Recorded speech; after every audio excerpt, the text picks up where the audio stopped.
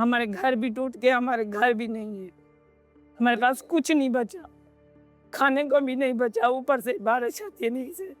पानी आता है। सब मतलब है परेशान से छोड़ रखना बच्चे खीर पीवा रहे ओ जरे को टुक्का ही नहीं मिल रहा सिव पानी पे न पीते है जितनी है साले को तो खुदा ना करे ना बजे तो नहीं से लेकिन लगो बतावर तो करे इतनी पानी है जो घर को लूटू है बहु बचावन की कोशिश की से बहु लेकिन सारे घर का नहीं बचे त्राय फैमिली से इकट्ठे हैं त्राय मकान इकट्ठे हैं जुत्ते खत्म थे गए पूरी बस्ती का मकान खत्म थे गए। अब इनको पता नहीं था जब वोट लेने आए तो उस वक्त तो इनके पास लिस्टें मौजूद होती हैं, अब क्यों नहीं है लिस्टें? आवाम का पता नहीं है कि कितने लोग यहाँ मौजूद है। एक छोटी सी मुन्नी थी पैन लौट गई है, नहीं गोल थे पैर हाथ रखते रह गए थे, माफी मांगते रह गए थे,